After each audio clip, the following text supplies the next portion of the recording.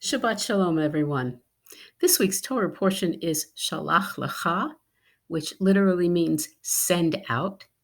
You send them out, as God instructs Moses to send spies, scouts, to uh, reconnoiter the land of Canaan, in Hebrew, Canaan, to bring back evidence of its potential as a new homeland for the Israelites.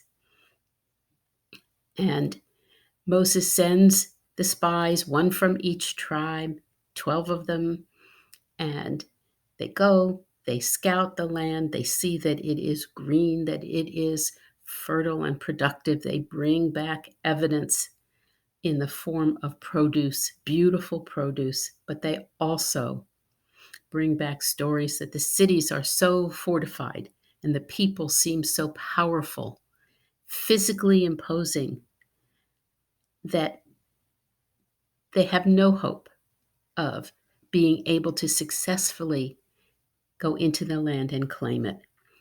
And their panic, except for Joshua and Caleb, the panic of the 10 scouts is infectious.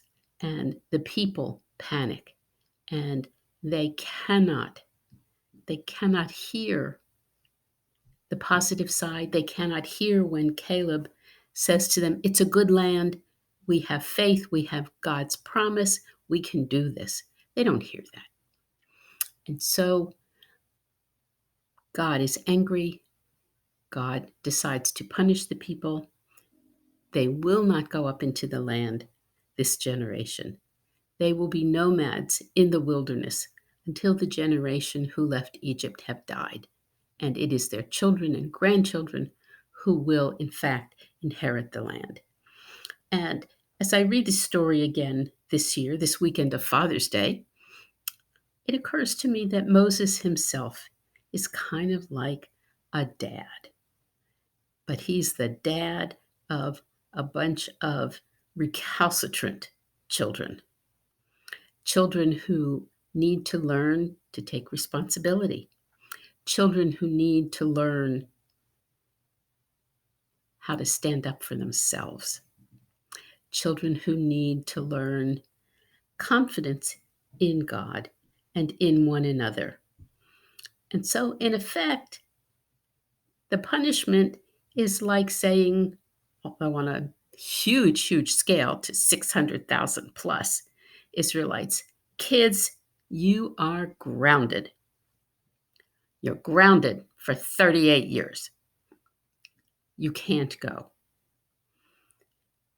And of course, the people then say, oh, we're sorry, we will. But neither God nor Moses is convinced. So I really can see Moses in the position of a parent here, having to cope with these kids, having to cope with their immaturity, their lack of faith, their lack of confidence, and their lack of will. Moses, according to some commentators, really is in the role of a parent, sometimes in the role of a nurturer like a mom, and I know that's stereotypical, and sometimes in the role of the stern disciplinarian, another stereotypical view of parenthood. But nevertheless, he gets to be all these things over time. He's a dad. We don't know very much about his own children, other than that he has two of them, Gershon and Eliezer. But in a sense, all the Israelites at the time and in the future are his children. And I was thinking about this, and then I read the essay in this week's publication from reformjudaism.org, the essay entitled On Fathers, Father Figures, and the Jewish Concept of Lador Vador by Stuart Leviton. And Leviton talks about biological fathers, emotional fathers, fathers of origin and fathers of choice, mentors and teachers, those who have been willing to take him by the hand, to show him the ropes, to give him examples and role models of what it is to be a good man. This is so important to have the sense of passing from generation to generation. We are constantly reminded, only beginning with the Torah, that what we do, how we live, how we think, how we love, all of our relationships have to do with transmission from generation to generation. Our values, our courage, our faith, generation to generation, Lador Vador. We see over and over again this sense of the Israelites and then the Jewish people as a people who live in time, moving through time from our ancient past, which we carry with us as a treasured heritage, into the future and our hopes for our children and our children's children. This is what it is to be a parent, because you are in relationship with time. You're in relationship with your past. You're in relationship with your future.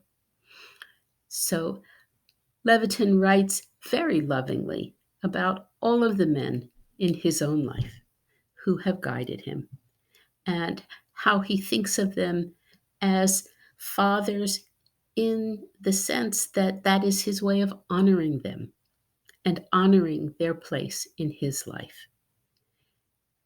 He thinks in terms of that commandment: honor your father and your mother. Honor, learn, and pass it on. This is a beautiful teaching. And it made me think kind of my own father, my own dad, who passed away long before I ever imagined going to rabbinical school. So when people ask me what my parents thought about my becoming a rabbi a little bit later in life, um, I really don't know. They weren't around. But I do like to think particularly of my dad, because we're a lot alike in many ways, and that he would be happy. He might not understand why I became a rabbi, but he'd be happy for me. And that sense of unconditional love that only fathers, whether fathers of origin or fathers of choice, that only parents can display in a deep and meaningful way. That unconditional love, generation to generation, that would have been present. So I think of Moses as a father. I think our rabbis of old were very often parental in their attitude toward what their people, their congregants, the Jews in their community, what people needed to know and why they needed to know it. But that sense of inheritance, that Judaism is our inheritance, and that word inheritance is repeated many, many times in the Torah. You are going to take residence in this land. You're going to possess it as the inheritance that I, God, promised to your ancestors, Abraham, Isaac, and Jacob. And yes, the Torah is a story of fathers and sons and grandsons, and that male passing on from generation to generation. And I'd like to think that most of us have moved way beyond thinking of our generations only in terms of the men. But there they are. They are there. They are present in our lives, in our Jewish hearts, in our heritage, in our identity.